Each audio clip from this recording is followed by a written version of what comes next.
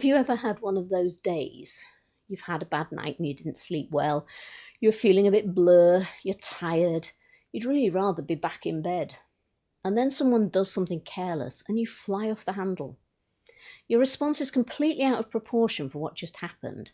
But your resilience, your tolerance, your ability to think straight are all well below par. And so we react. We all experience things like this, so it shouldn't surprise us that our dogs do too.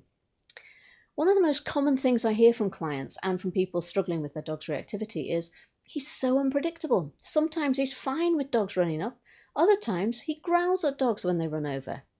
Yeah, that's probably much the same as the fact that sometimes I'll tolerate somebody cutting me up at a junction with no more than a bit of muttering under my breath.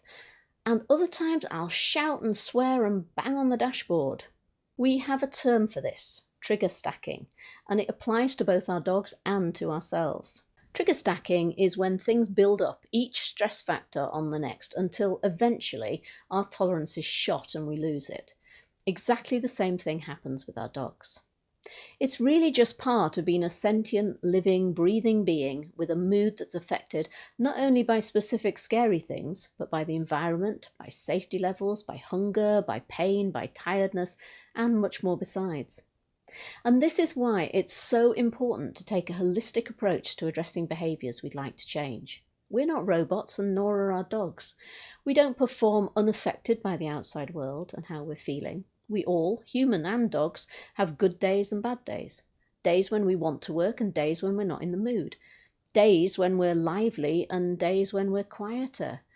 Days when we're tolerant and days when the patience wears thin. But we can stack the odds in favour of the positive days. We can make sure that we and they are as pain-free as possible. We can stay active and challenge ourselves, and we can give our dogs things to do that keep their brains and their bodies healthy. We can make sure that we relax, and we can teach them how to relax as well. We can eat well and provide them with good nutrition. And we can make sure that we all get enough sleep.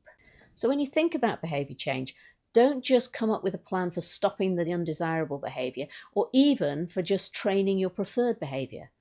Look at all of your dog's needs and your own needs and work out what changes you can make so that you can be the best partnership that you can be.